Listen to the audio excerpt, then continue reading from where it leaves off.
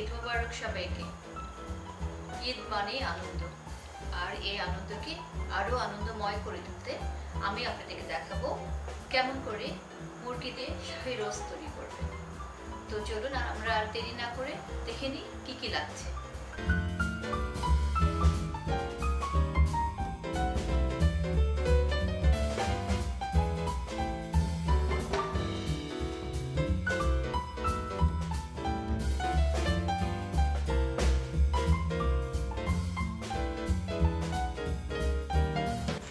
আমার মুরগি রোস্ট তৈরি করতে লাগবে, আমি 3টা মুরগি ধুয়ে পানি ঝরিয়ে নিয়েছি। আমার লাগছে আদা বাটা, এখান থেকে আমি আদা বাটা নিব 3 টেবিল চামচ, রসুন বাটা নিব 1 টেবিল চামচ, পোস্তদানা বাটা নিব 3 টেবিল চামচ, টক দই লাগবে হাফ কাপের কিছু 1/4 কাপ, আমি ব্যবহার করব লবণ স্বাদ অনুযায়ী, আমার কিছু মাওয়া লাগবে, আমার লাগবে বেরেস্তা, আমি নিব 1.5 কাপ, আমি 1.5 কাপ বেরেস্তা নিয়েছি। এখানে লাগবে আমাদের চিনি স্বাদ অনুযায়ী, আমি কিছু গরম মশলা এখানে নিয়েছি, আমি এগুলোকে গুঁড়ো করে নেব। এখানে আমার আছে কিছু স্যাফরন, আমি পানিতে গুলে রেখেছি স্যাফরন, আমার লাগবে সাদা গোলমরিচের গুঁড়া, কিশমিশ কিছুটা, আলু বোখারা 4-5টা, আমার লাগবে জাফরান কালার মুরগিটাকে মাখানোর জন্য, আর একটু লাগবে তেজপাতা, কিছুটা লেবুর রস। প্রথমে আমি 1 চা চামচ লবণ, আমি এখানে 1 চা চামচ লবণ দিয়ে মুরগিটাকে একটু মেখে নেব। আমি সাথে দেব একটু স্যাফরন কালার, সামান্য একটা সুন্দর রংটা হওয়ার জন্য, অনেক পরিমাণে না। আমি আর এখানে অন্য কোনো মশলা দিব না, এখন টক দই বা অন্য কিছু দিব না, কারণ এটা ফার্মের মুরগি তো, তাহলে আগে মাংসটা খুলে যাবে।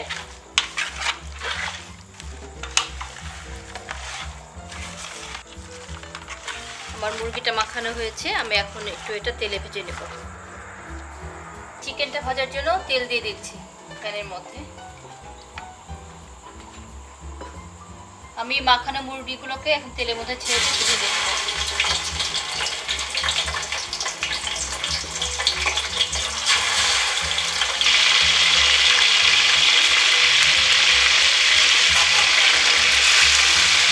তেলের মধ্যে কয়েকটা দারচিনির টুকরো দিয়ে দিচ্ছি, তাহলে এই সুগন্ধটা মাংসের মধ্যে চলে যাবে।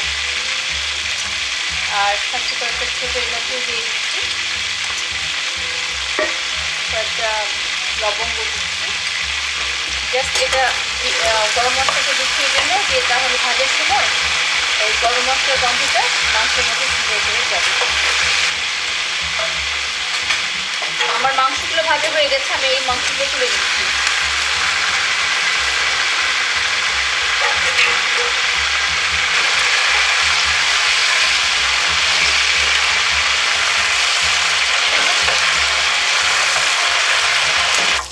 আমি তেলের মধ্যে মশলাগুলো দিচ্ছি, আমি এখানে দিচ্ছি 3 টেবিল চামচ আদা, 3 থেকে আরেকটু বেশি দিব।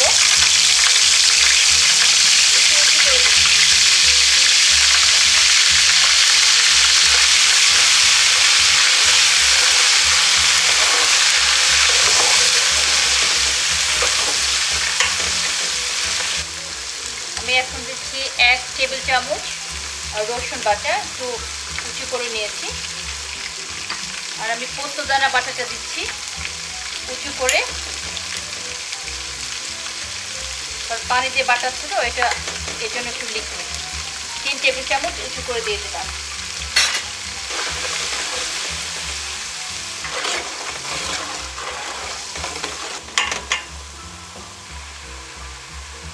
আপাতত লবণটা আমি দিব আধা চা চামচ, কারণ আমার চিকেনের মধ্যে কিছুটা লবণ দিয়েছি, বেশ কিছুটা, আমি লবণটা পরে টেস্ট করে বাকিটা দিব। যেহেতু মুরগির মাংসটা আমার অনেক নরম, সেহেতু চিনিটা আমি আগেই দিয়ে দিচ্ছি। 2 চা চামচ চিনি দিলাম, আমার তেজপাতাগুলো দেওয়া হয়নি, আমি দিয়ে দিচ্ছি তেজপাতা। ভালো করে কষাতে হবে।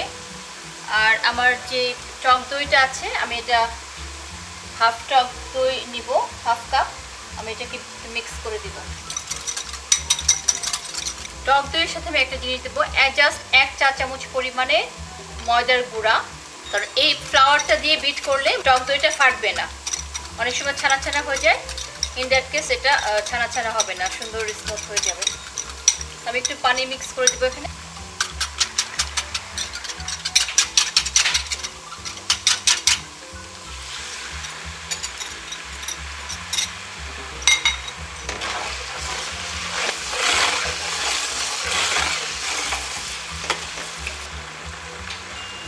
এখানে আমার 1.5 কাপ পেঁয়াজের বেরেস্তা আছে, এটা আমি দিয়ে দিচ্ছি এখানে।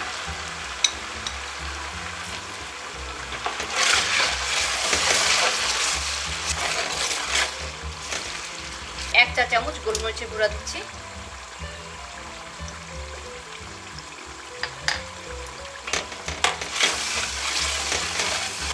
আপনি যদি ঝাল খেতে পছন্দ করেন তাহলে ইন দ্যাট কেস আর একটু গোলমরিচের গুঁড়া দিতে পারেন। আর আধা কাপ মাওয়া দিয়ে দিচ্ছে।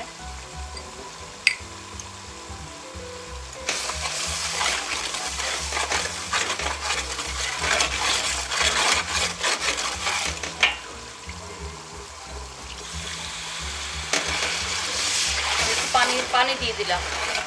পানি দিয়ে মশলাটা কষাবো, যেন মশলাটা না পুড়ে যায়, এটা আমাদেরকে ভালো করে খেয়াল করতে হবে। আমি আর একটু সামান্য পানি দিচ্ছি। আর আমি যে গরম মশলাটা গুঁড়ো করব এখন, এখানে দিচ্ছি আমি কয়েকটা দারুচিনি আর একটুখানি জয়ত্রী, বেশি জয়ত্রী দিব না তাহলে দিতে হবে। জায়ফল 1/4 কম, 10-12টা ছোটো এলাচি, 2 চা চামচ শাহি জিরা। আমি এটাকে ফ্রাই করব না, আমি জাস্ট এটাকে গুঁড়ো করে নেব।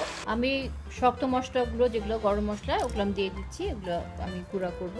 আমি কিছুটা দিয়েছি তেলের মধ্যে মাংস দেওয়ার সময়, আর বাকিগুলো আমি এভাবে গুঁড়া করব।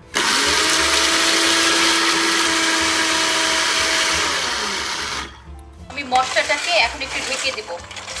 ঢেকে দিলে মশলাটা ভালো করে কুক হবে। আমি ঢেকে দিয়ে কিছুক্ষণ রাখবো। আমি ঢাকনাটা একটু খুলে মশলাটা নেড়ে দিচ্ছি।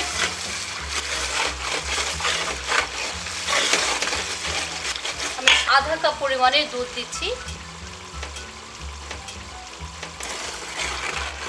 মশলাটা একটু ঘন ঘন নাড়তে হবে, তাহলে রোস্টের কালারটা সুন্দর হবে। আর আমার যে 4-5টা আলু বোখরা রেখেছিলাম, সেই আলু বোখরাগুলো আমি দিয়ে দিচ্ছি।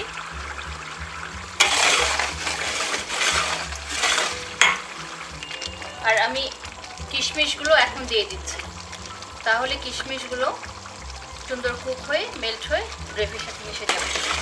পরে কিছু কিশমিশ অ্যাড করব, আর আপনারা চাইলে কিশমিশ বেটেও দিতে পারেন। আর আমার যে জাফরানটা গুলানো ছিল এমনি পানিতে, কেওড়া পানিতে না, জাস্ট ওই জাফরানটা আমি এখন দিয়ে দিচ্ছি, তাহলে জাফরানটা কুক হবে আর সুন্দর একটা গন্ধ আসবে। জাফরানটা দেওয়ার ফলে গন্ধটা খুব ভালো লাগছে, খুবই সুন্দর একটা গন্ধ। আর আমার এই যে গরম মশলাটা, ওটা আমি গুঁড়ো করে নিয়েছি, এখন আমি এটা দিয়ে দিচ্ছি এর মধ্যে। আমি আগে এই মিক্সের সাথে সব কিছু মিশিয়ে দেবো, তাহলে আমাদের মুরগির মাংসটার সাথে এটা খেতে ইজি হবে। আধা কাপ ঘি, হাফ কাপ, আপনারা এটা আপনাদের পছন্দ অনুযায়ী দিবেন। যদি মনে করেন ঘিটা অ্যাভয়েড করবেন তাহলে করতে পারেন, বাট রোস্টে একটু তো ঘি লাগে, তো আমি দিচ্ছি আধা কাপ ঘি। এটা আমার, ওটা আপনারা একটু কম পরিমাণ দিতে পারেন। আমার মশলাটা কুক হয়ে গেছে, আমি এখন একটু করে চিকেনগুলো দিয়ে দিচ্ছি।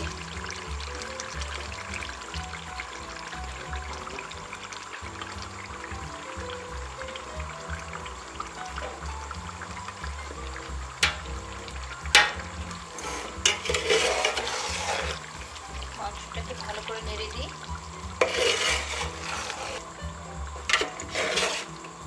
আর বারবার করে বলছি, যেহেতু এটা আমার ফার্মের মুরগি, খুব সাবধানে নাড়ছি। দেশি মুরগি হলে একটু মুরগিটা একটু শক্ত হয়, মাংসটা একটু টাফ হয়, তো একটু ভাঙার সম্ভাবনা কম থাকে। ফার্মের মুরগিটা নিলে আপনি একটু কেয়ারফুলি করবেন। আর যেহেতু এটা ফার্মের মুরগি, কিছুটা পানি বের হবে, এখনো পুরো কুক হয়নি, যার জন্য আমি এখন আর কোনো এক্সট্রা পানি বা কোনো কিছু দিচ্ছি না। আর যদি আপনাদের লাগে, আপনারা যদি মনে করেন যে আর একটু পানি দরকার, ইন দ্যাট কেস আপনারা কিছুটা মিল্ক দিয়ে দিতে পারেন।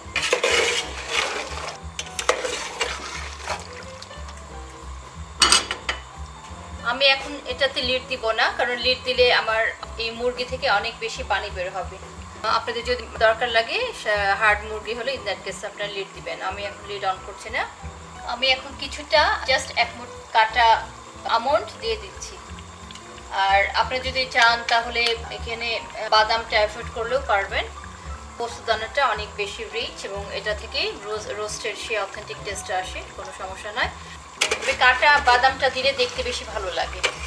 আর বড় কোনো দাওয়াত হলে ইন দ্যাট কেস আপনাদের বাদামটা অ্যাড করলে ভালো, কারণ অনেকেরই বাদামে অ্যালার্জি থাকে এবং সিভিয়ার অ্যালার্জি, যেটা খুবই মারাত্মক হয়। এই অ্যালার্জিগুলো লাইফ থ্রেটেনিংও হয়ে যায়। তো ইন দ্যাট কেস আপনারা বাদামটাকে অ্যাভয়েড করবেন। তো আমি একটু লবণটা টেস্ট করে দেখে নিই। একটু লবণটা টেস্ট করে দিচ্ছি। সামান্য একটু লবণ ছিটে দিচ্ছি।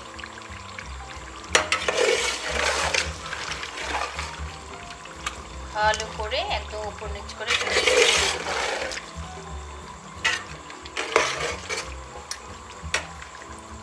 আমার যেহেতু লবণ টেস্ট করে দেখেছি, আমার অনেক বেশি গ্রেভি নাই, অনেক বেশি ঝোল না এখানে।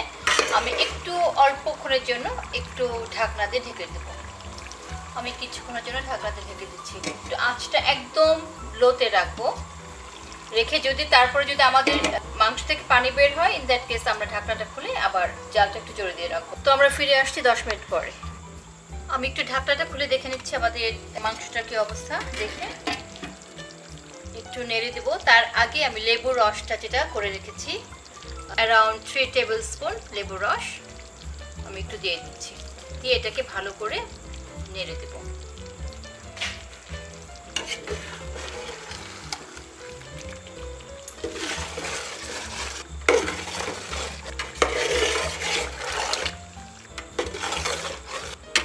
টেস্ট করে দেখতে হবে, যদি কোনো মশলা কিছু কম থাকে, লবণ, চিনি বা টকটা লেবুর রস, তাহলে আমরা অ্যাড করে দিতে পারবো।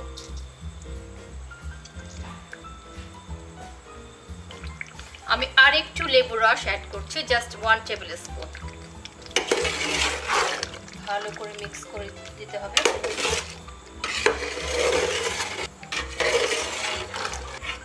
আমি অ্যারাউন্ড 10-15 মিনিটস একদম ভীষণ ধিমে আছে ঢেকে রাখছি। তো আমি ফিরে আসবো 15 মিনিটস পরে। ভিউয়ার্স, আমি এখন এটার লিডটা উঠিয়ে দেখি ওদের মাংসের কি অবস্থা। প্রায় হয়ে গেছে। এটা কাঁচামরিচ, কাঁচা পাকা 2 রকম কালার মিলিয়ে দিলাম। আর কাঁচামরিচগুলোকে কখনো কেটে বা ফেলে দিবেন না, তাহলে হবে কি যেটা থেকে সুন্দর একটা গন্ধ আসবে, আর না ভেঙে যাওয়ার জন্য আমাদের রোস্টটা বেশি ভালো হবে না। আমি 5 মিনিট এটাকে জালটা জোরে দিয়ে রেখে একটু ঝোলটা কমিয়ে নেব। পানি অনেকটা শুকিয়ে গেছে, আমি আর বেশি পানি কমাবো না। আমি এখন দিচ্ছি একটা খুবই স্পেশাল, যেটা আর কি ফাইনালি রোস্টের টেস্টটা বা গন্ধটা আনবে, সেটা হচ্ছে কেওড়া এসেন্স বা কেওড়া ওয়াটার দিতে পারেন। আমি কেওড়া এসেন্সটা দিচ্ছি, এটা খুব কনসেন্ট্রেটেড, জাস্ট 3 ড্রপ দিব আমি। কেওড়াটা দেওয়ার পরে বেশি কুক করবেন না কখনো। এখন আমি ঢেকে দেবো। ঢেকে দিলে গন্ধটা একদম সুন্দর করে মিক্স হয়ে যাবে।